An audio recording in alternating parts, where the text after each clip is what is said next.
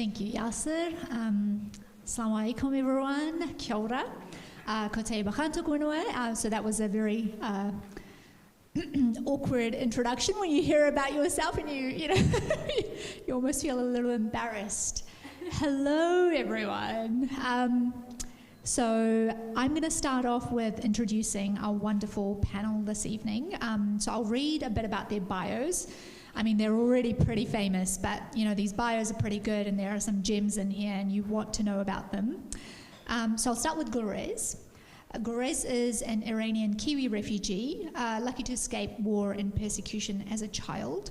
Her studies at Oxford and her career as a lawyer in New Zealand and overseas have focused on enforcing human rights and holding governments to account. Golriz worked for the United Nations Tribunal as part of both defense for Rwanda, the former Yugoslavia, and prosecution Cambodia teams.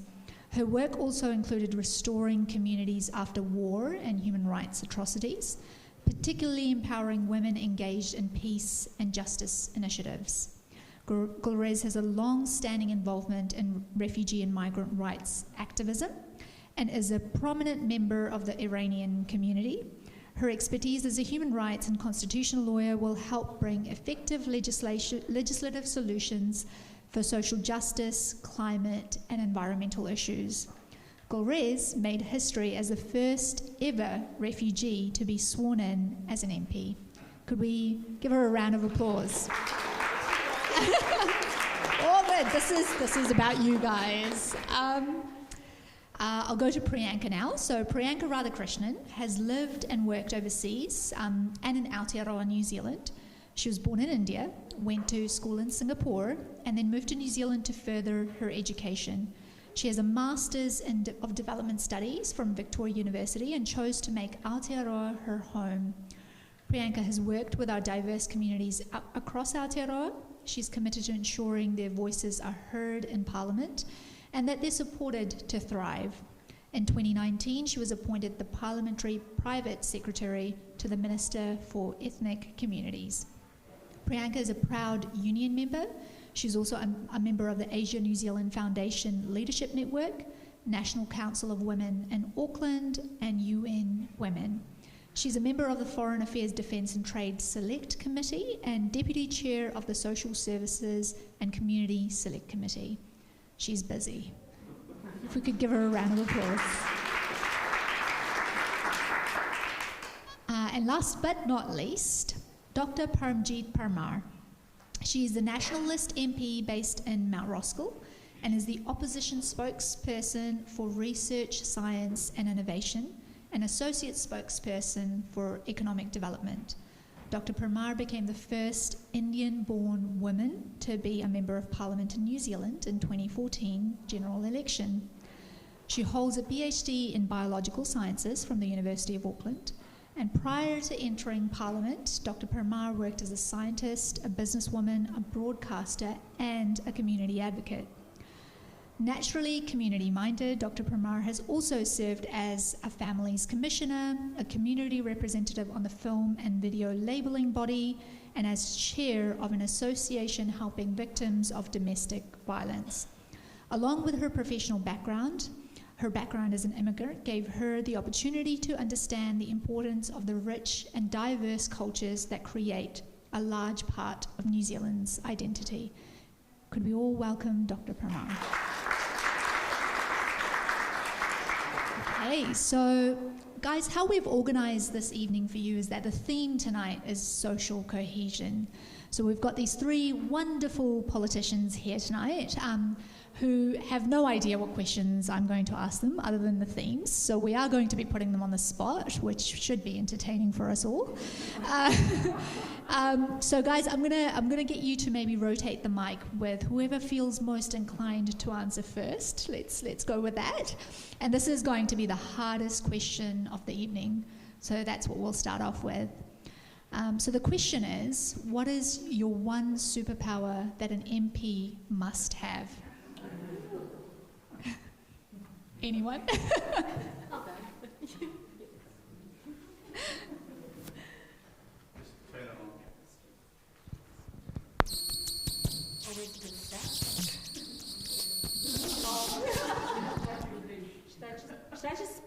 everyone hear me? Yeah.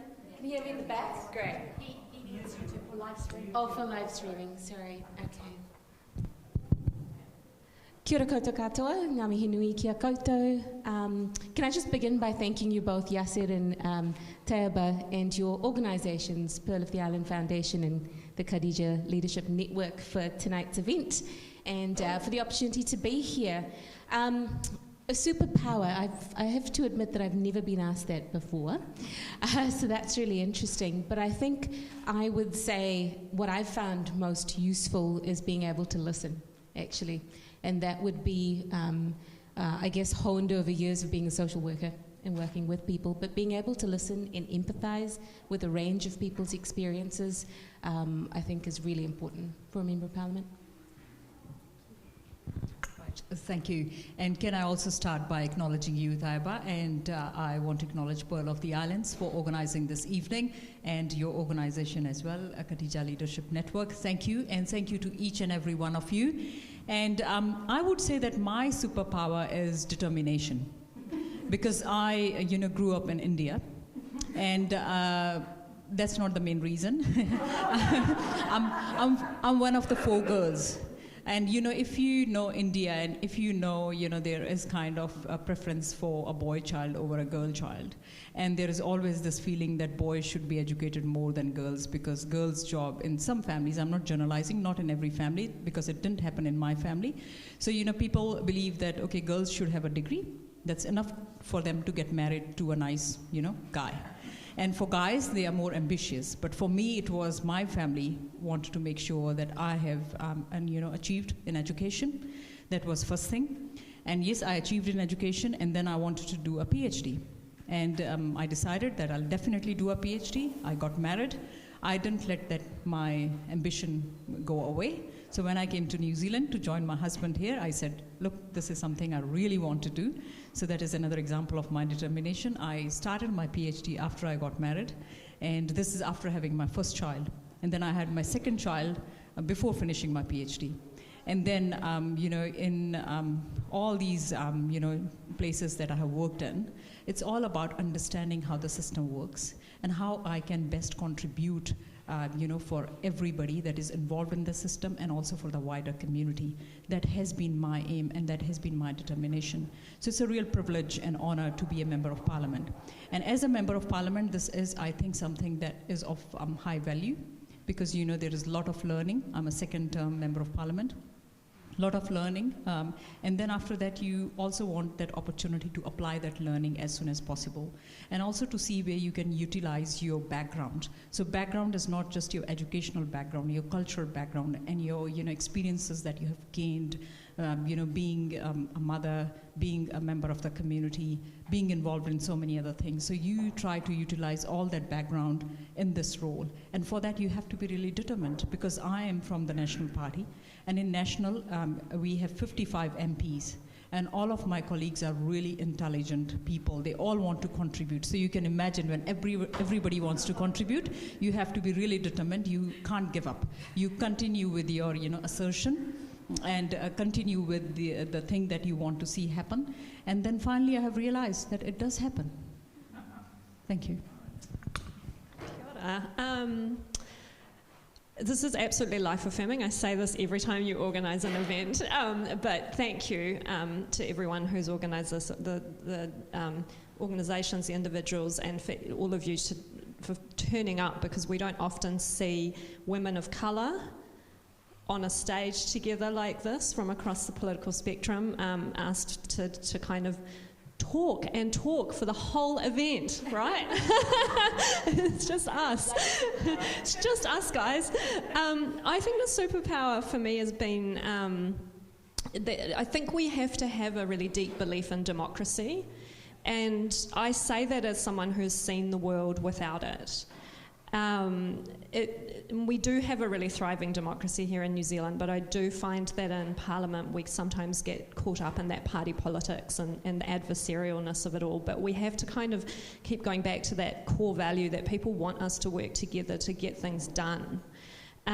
So, whether in my life that's been to go off and work for the United Nations in some of the worst post-atrocity contexts where it's like, no, we will have justice, we will set up a court, and we will sort out, and exactly tonight's event, and the theme of social cohesion comes back to some of those ethnic divisions and conflicts, but we will come back to kind of a core of democracy and human rights, and we will have the rule of law, and we will sort this out with the kind of respect that all members of our society deserve. And when you go into Parliament, it's about respecting all the other elected members and kind of working together to come up with the best solutions for Aotearoa.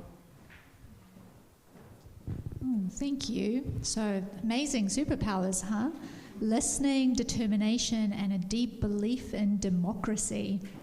Oh, this is going to be an interesting panel tonight. All right, so the second question, guys, if you're ready for it. COVID has been a slight blip, I don't know about you guys, but, kind of changed plans for the world at large. The audience tonight would love to hear how what are the challenges your parties are seeing as a result of COVID, and how are those challenges being implemented in your party policies? Do you want me to go first? Go for it. I'm in a funny position in the sense that I'm, and the Green Party is in government, but I'm not. And I have a lot of portfolios where I'm actually in opposition in a funny way. So the COVID crisis brought us together. It was incredible, and we did come through it because we have more or less a cohesive, cooperative society. And for me, as someone who suffers from multiple sclerosis, as one of the vulnerable people in the community, it was incredible to watch everybody go into lockdown with so much determination, so much cooperation, so much love, so that those of us who were really vulnerable could be safe. And what we learned, I think, is that when there is a crisis, and I think this goes for any social crisis, none of us will be okay unless all of us are. So that goes for inequality, it goes for the climate crisis, and some of what I saw that was a little bit heartbreaking was that our migrant communities weren't taken care of. And we know that our migrant communities weren't given access to the emergency benefit, and we all locked down because we had access to that support.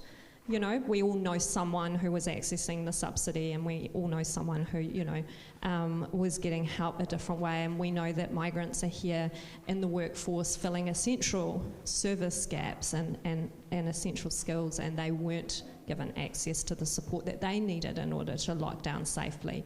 And that must have been terrifying. So we didn't take care of everyone, but we did show that as a community, if we want to, we can. And we so quickly put our homeless whānau into care. We put roofs over people's heads. We made sure the elderly were taken care of. We did it. We just have to kind of weave that kind of love and that cooperation into the more enduring fabric of our society, and look deeper at the prejudices that kept us from taking care of some of the most marginalised in our communities. I mean, we all acknowledge that it has been quite tough, especially lockdown time. In Mount Roskill, where I'm based, this place is in Mount Roskill, we were calling around, and I found there were a lot of people there disabled, their caregivers couldn't come, so we had to look after them indirectly and directly as well. But now looking at this whole COVID and situation, and now post-COVID for us here in New Zealand, there are two things that we need to keep in mind. One is the health of our people, and the second thing is the economy. So what we want to see now is health and economy going hand in hand. So it can't be one or the other. So yes, we did act on it as soon as New Zealand was hit by COVID, but we were lucky in the sense that we were one of the latter countries to be hit by COVID-19. So we had this opportunity to learn from other countries what was happening there. So we went into lockdown. But my little frustration is that we went into lockdown, our country went into lockdown before the borders were closed. So if borders were closed before we going into lockdown, maybe we would not have lost those 22 people, those who died because of COVID in New Zealand.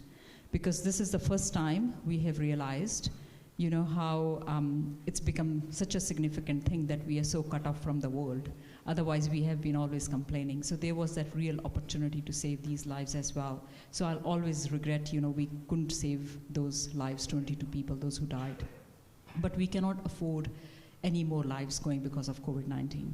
But on the other hand, there are lives being lost because of other issues that have come up because of lockdown, because our economy has definitely gone down. You would have seen the GDP growth is sliding down. There is this temporary provision for keeping people in employment through wage subsidy scheme, which is going to finish just in the first week of September. Around 450,000 people are going to become jobless. And currently, we know there are a lot of people underemployed, underutilized. They want more hours of work. They're not getting that. So yes, the support is there through the benefit system, but that is not people want. You know, they really want to be in jobs. And you know, here, because we are all women, one thing that I want to highlight is that during COVID, out of 11,000 jobs which were lost, 10,000 of those people were women. 10,000 out of 11,000. I ask why? Because still, you know, people believe that if you have a choice, you know, you have to make somebody redundant, then they look at a female first. Why? So that is a big question that we need to answer as politicians and as community organizations, that there shouldn't be this kind of, I mean, obviously there is this unconscious bias. That's why we have seen 10,000 women out of 11,000 total people that became unemployed. Now for jobs, we have to support businesses because governments don't create jobs. Businesses create jobs. Government's main job is to provide that environment for businesses to flourish, to thrive, to employ another person, to take that risk.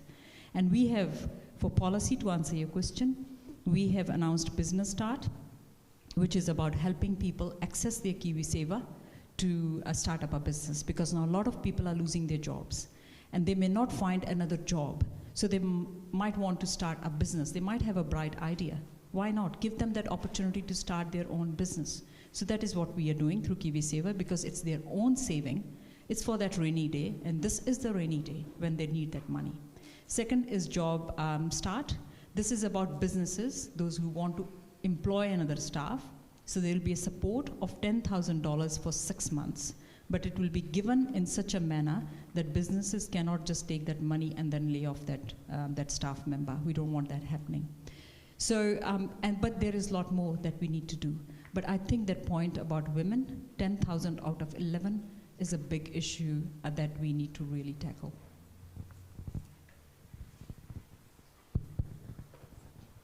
I do want to begin by acknowledging that the whole pandemic and the situation that the pandemic has put us in globally and in New Zealand has been tougher for some than others. And that includes those who have lost loved ones, lost jobs, and those who face uncertainty in their futures. So I just want to acknowledge that. I have, however, great pride in the work that the government did. We've never had a playbook for closing down a country.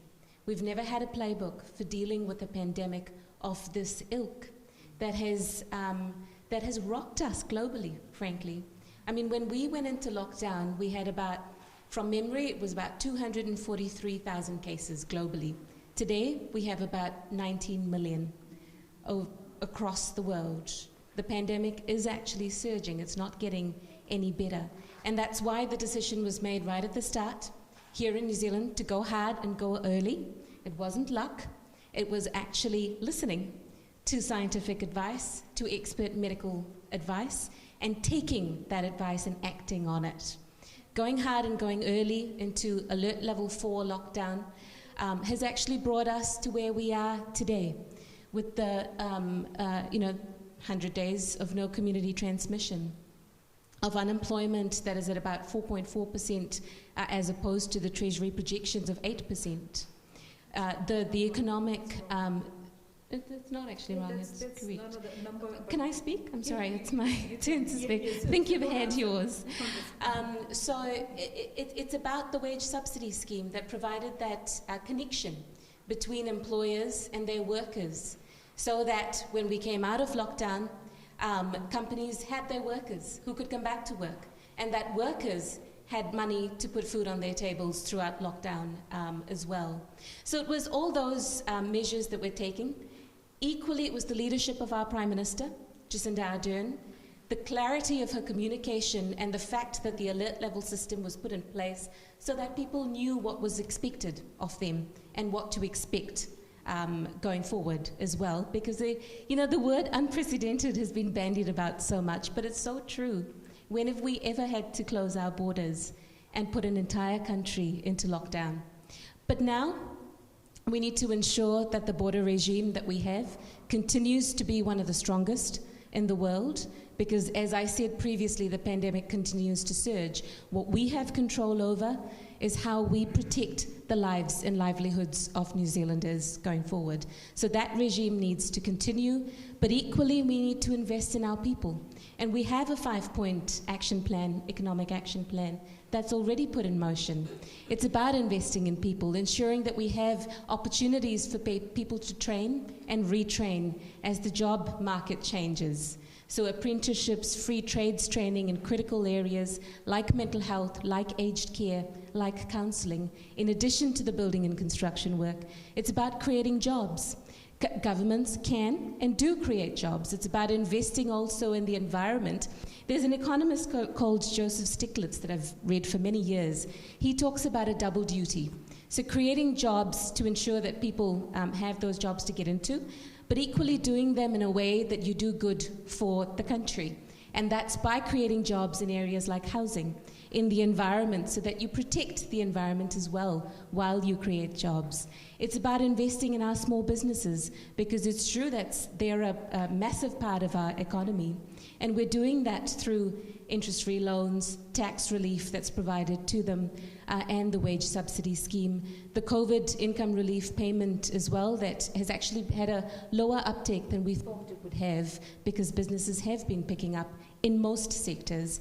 And finally, it's about making sure that we strengthen our position globally, that we continue with the trade agreements that we are pursuing, and that we diversify our trade negotiations as well. Just a final point on migrants, because as you know, I do push back a little bit that there was nothing for migrants, because I was actually quite involved in some of the work that was rolled out, both in terms of the investment into NGOs who provided a huge amount of support for our migrant communities, regardless of their immigration status, through food parcels and lots of other types of support.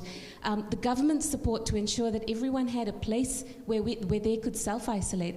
And that is important, because we've seen overseas in countries where that wasn't provided, and the second wave has really come in because of large migrant communities that didn't have that support. And also ensuring that visas were extended so that there was a little bit of certainty, and that materials were translated so that even communities where English was a second language, they were able to access the health messages that government was putting out. But I do accept that there's a lot more that needs to be done as well.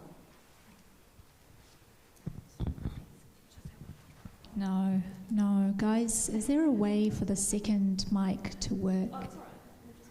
It's just, I do want to kind of jump in and can't, because I don't have a mic. So. That's good.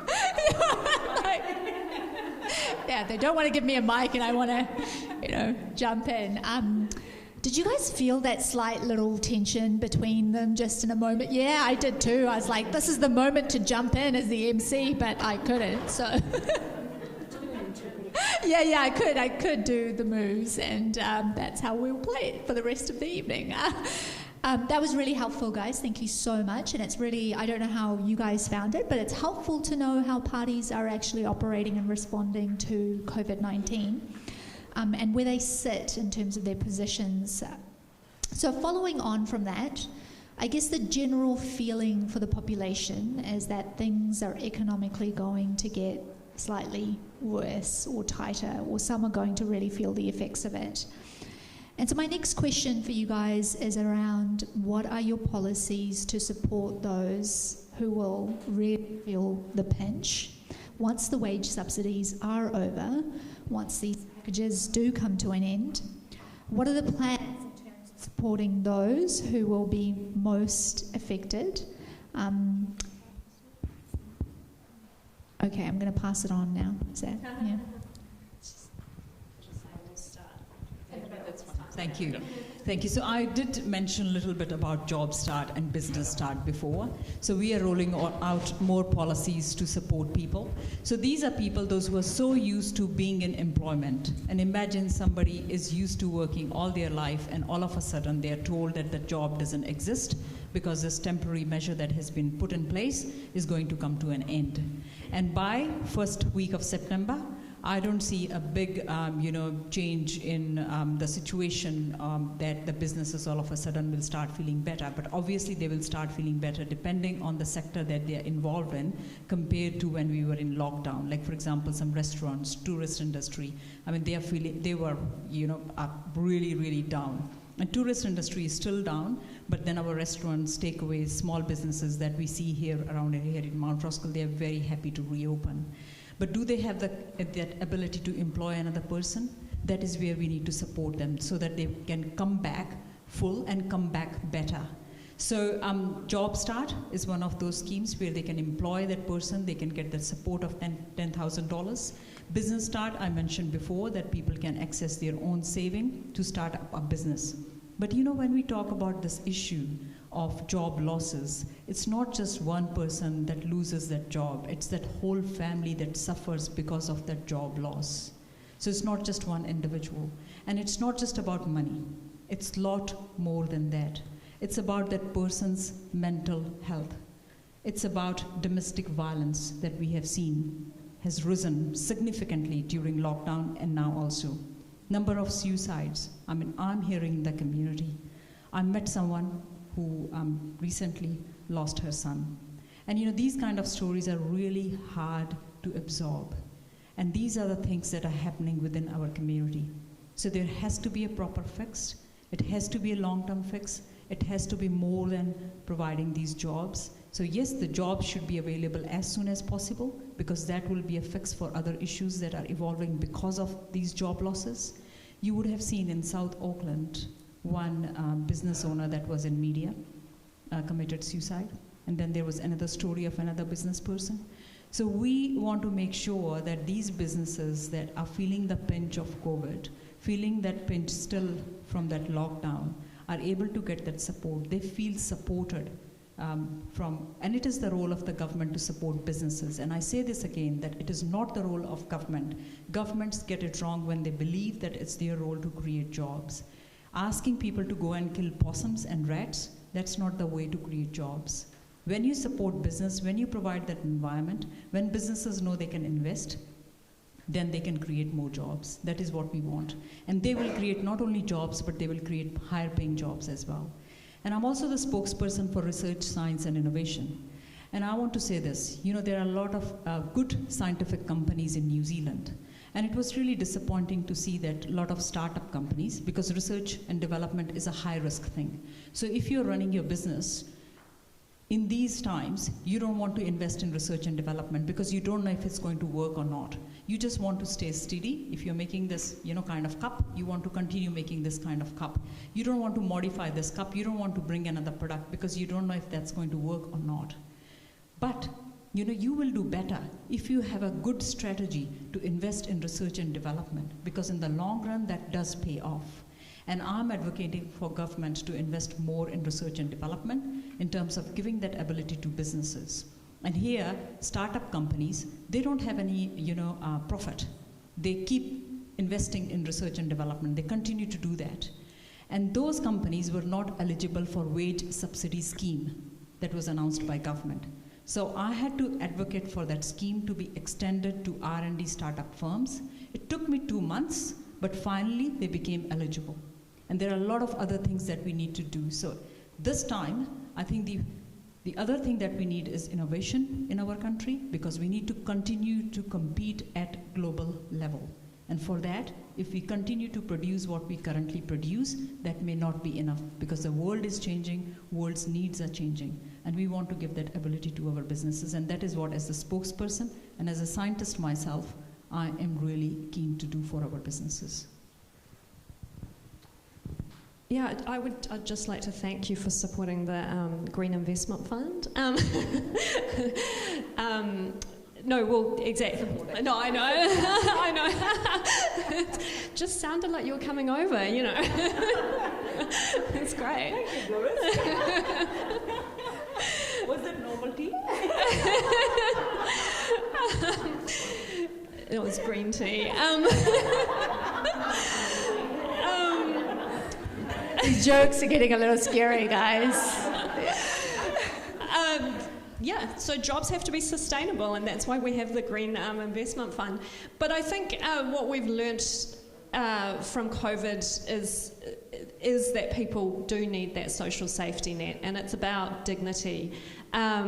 It is about social cohesion, because we all know that something can happen in each of our lives that may mean that we will need to access a safety net.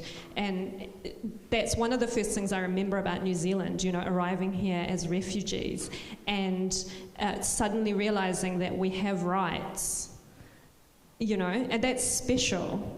That's something that's incredibly special about New Zealand. We have a healthcare system, an education system, we have a social welfare system, and disability support, and all of those things are so eroded now that when I look back, you know, we are really rebuilding over this past term these core Kiwi values that I really prized, because our systems, our public services were so eroded.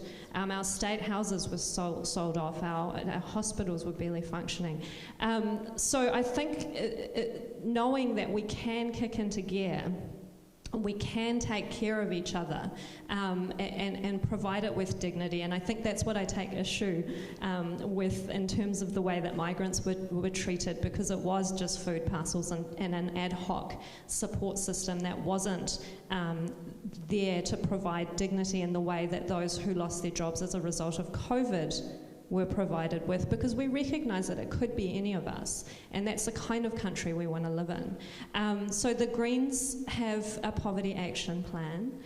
It's fully costed. It does mean that those of us with the most, so millionaires, will have to pay 1% more tax on the amount of equity and income they have that's over $1 million. Turns out it affects only 6% of us, and it turns out it would provide a basic income for everyone who would need it. That's the kind of society that we want to live in, because we know it could be any of us. We don't want a system that's punitive and strips people of their dignity. But beyond that, we have the Green Investment Fund. We have the $3 billion that just got invested into environmental jobs, and that will mean science and innovation too. Within that is built training and education for people who want to go into environmental and conservation fields, into solar and technology, because we know that the world that we're going into from now on will need to have industries that are sustainable. That's what climate justice is about. We can't just stop the industries and jobs that are polluting without providing people with pathways to employment and welfare that's sustainable in other industries. So that's what we're investing billions of dollars in as part of our work in government. And I completely agree, mental health is a huge blight on our communities in terms of our rates of mental illness and unsupported, undiagnosed mental health issues. So the Greens policy is that at least our young people should have access to free mental health care whenever they need it. Under 25s, all under 25s would have access to free mental health care in New Zealand under our Green policy. And in terms of social and domestic violence, again, you know, we do prize ourselves as being the country that first gave women the vote, and we are that country. But then we have these epidemic levels of domestic and sexual violence, gender-based crimes that affect our women in every way. You know, they affect our ability to participate in the workforce, in democracy, and they affect our health and mental health. It is something that it's time to resolve. And we've had in government now for the first time an Undersecretary for Domestic and Sexual Violence, who is Jan Logie, Green MP, and she has, working cooperatively across a bunch of ministries, one now 2 years ago now in the budget, the biggest investment in solving domestic and sexual violence of any government in New Zealand, so $320 million, and more than that, the agreement that cooperation has to happen across ministries. So whether that's health, whether it's justice, whether it's Pacific, whether it's Māori, community sector, there has to be cooperation before we can actually address this this incredible challenge. But then there's the challenge that affects us all, and I think we can all say it, it's the housing crisis. And that affects people's mental health, that affects people's ability to be well. It's, if you have a job and you're a teacher in Auckland right now, you can barely afford rent. You can't afford to buy a house. That's not even a dream anymore. We're losing literally teachers, one of the most respected, sustainable of jobs, because we can't house people here in Auckland. So for the Green Party, we just launched our housing plan as well over the weekend, and we want to get rid of the wait list. We want to build those state houses finally, but we want rental standards, rental security. We want people, as they do in places like Europe, to have livable homes that are warm and dry, but rent while they save to buy homes. So it's about well-being that's holistic and sustainable for us.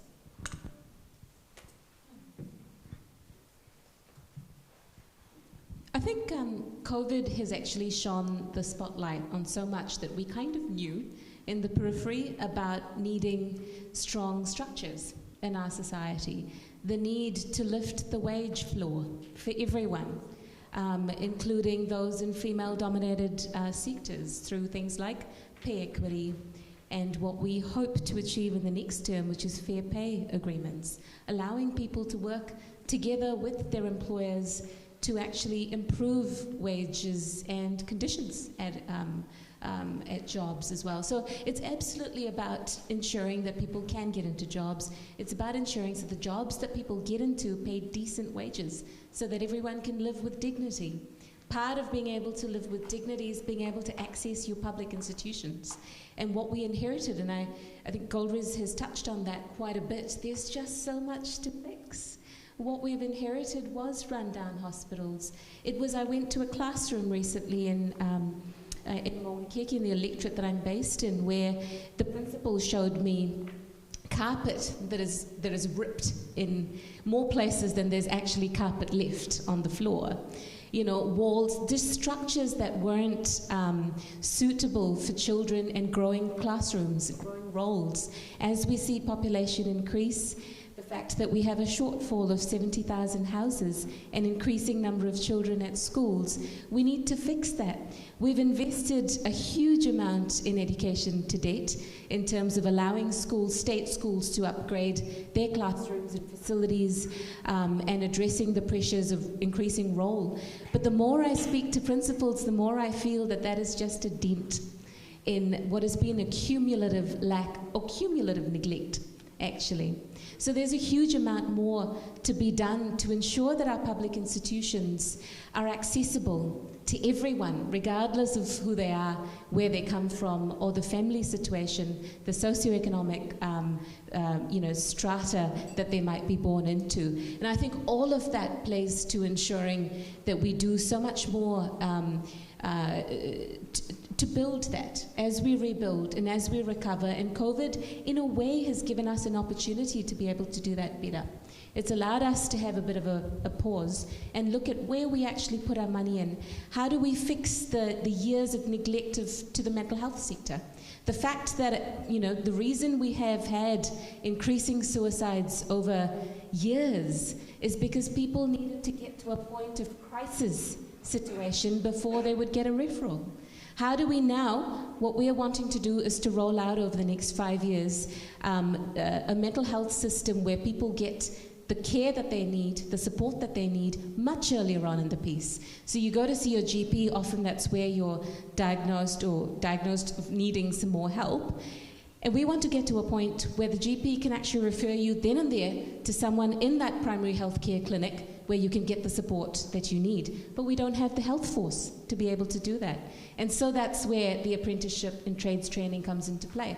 How do we build our workforce so that we can actually roll out a system where everyone gets the support that they need at the time that they need it? And that's the kind of thing that we're focused on. Thank you. That's a lot to think about and a lot to process. Housing crisis, employment.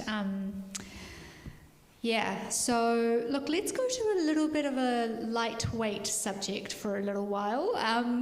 Social cohesion, in one word, what would that mean for you?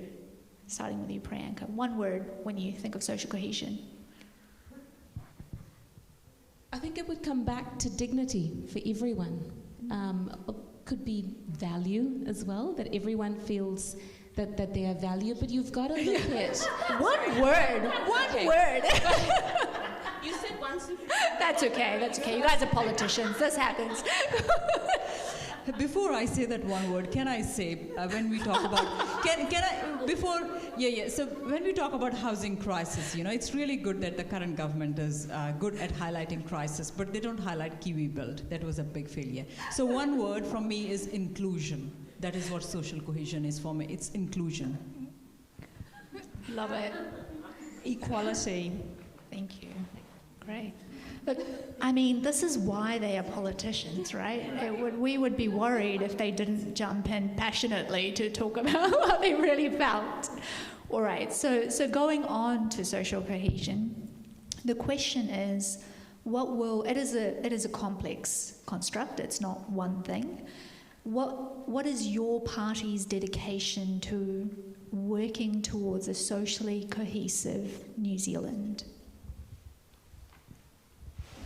So my word was equality, and the reason I say that is because I think often when we talk about social cohesion, we place an onus on marginalised or minority groups to fit in and to assimilate, and without providing substantive equality, we can't really accept that. And I'm grateful that we've opened this event tonight by recognising and acknowledging the Christchurch terror attack, which was, within living memory, the worst hate crime and act of terror that's happened in New Zealand.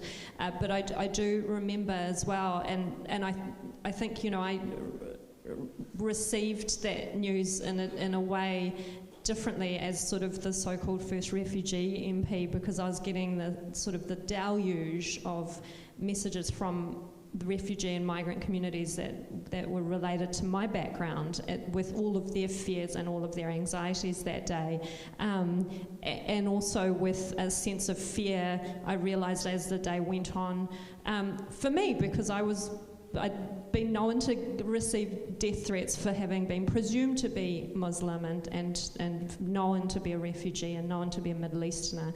And this was something I brought up in my first ever speech in Parliament. By that point, I'd had the experience of running as a candidate from that background, and not realising how significant it would be, my face and my story would be to so many different people. Some of that meant love, and a lot of it apparently meant hate. So as people from that background, so to speak, when we become visible, we do receive the prejudice and the kind of what looms in the darker corners of even New Zealand's society. And so I did raise it, and I had to say, that some of those sitting in that house are also responsible for fanning the flames of some of that hate and the rhetoric that those of us out in the street receive then. We can't shed our skins, we walk around and we get the emboldened hate and prejudice and sometimes violence, and then 18 months later Christchurch happened. and that community suffered the worst of the consequences of being excluded, being dehumanized over decades, and whether it's media, whether it's politics.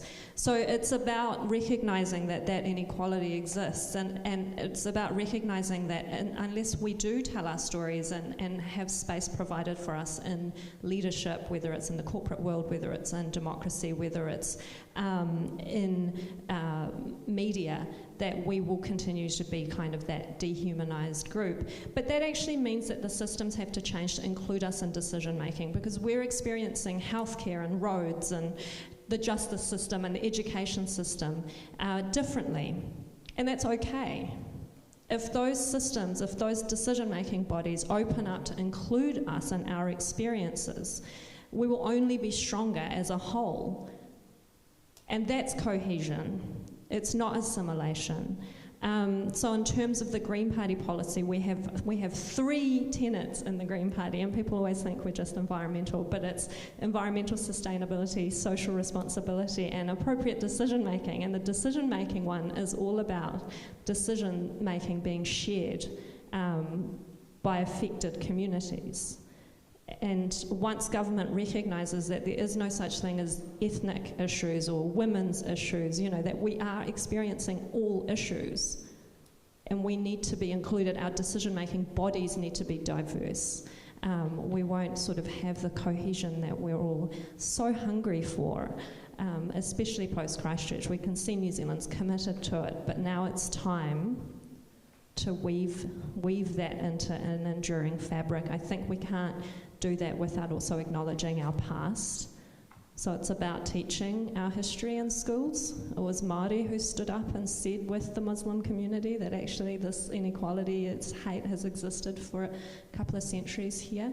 So until we recognise and decolonise and empower our Indigenous people as well, and that will include us as migrant communities, we won't sort of be as equal as we hope to be. But I think we now know that the love is there as it poured out after Christchurch, so we can kind of do it.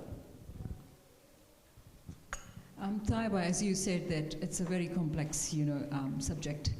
And social cohesion, you can look at it at so many levels. So one word that I mentioned was inclusion. And another word that I would mention, it's respect. That needs to come from your heart and mind for another person. And when you see that other person in front of you as an individual, rather than a male, a female, brown or non-brown, you forget about their cultural background, but you just see that person's ability, the contribution that the individual is making. That's when the social cohesion will come. But it will take ages. Because, as it was mentioned before, we women earned the right to vote. We were the first country in the world. And then it took 40 years for the first woman to become a member of parliament. 40 years after that. And when we talk about, gender parity, World Economic Forum says that it will take up to 2130 last time when I saw. So we are in 2020, 2130 to achieve gender parity in real sense. And cohesion in New Zealand, we have to look at it at different levels. It's not just genders, it's also the ethnic diversity that we have. As it was said before, all 3 of us, brown women, migrants, born overseas, you born overseas as well, yes, so all 3 of us born overseas. For us, it's not just about male and female, it's also about brown women. How do we make inroads in this society, in this community? And how do we help bring that social cohesion by bringing that understanding of, what these different cultures, different backgrounds, different upbringings have to offer? So for me, it's a very, very complex subject, and it is something that needs to come from community level, family level, and also government level. And from government level, government can pass legislations. For this to happen in a way that we want it to ideally, legislations can't fix that. It needs to come from us, from people. Have that ability to accept people that are coming to New Zealand. And if I just talk about, some migrant histories here in New Zealand, they are not very old. Some of us, we are first generation, or whether we are sixth generation, but we all have one thing common, and that is the aspiration to do well. And I think if we focus on that our aspiration is to do well, we provide those opportunities, and when everybody is getting those opportunities, then when people are happy, social cohesion will come. But when those opportunities are not there, that is where the social cohesion starts breaking down.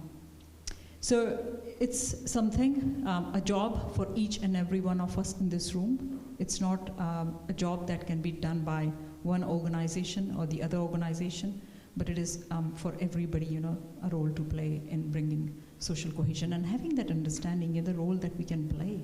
Yes, we have this very unique outlook in New Zealand of bicultural foundation, of being Maori and Pakeha, but in real sense, we are so multicultural. And that is slowly, being seen, being observed, more in places like Auckland than in other places. But now we are seeing that multiculturalism is increasing in other places too. So it is a process, as I said, things in the past, I've given you 2 examples where it has taken time. So here it's going to take time, but we are moving in the positive direction.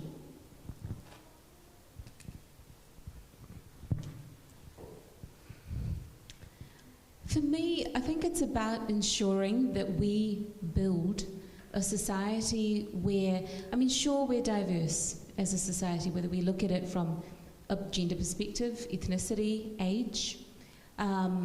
It's about being able to value who we are, to celebrate who we are, and it goes back to, I think, Yasser, you mentioned it in your introduction today, about participation.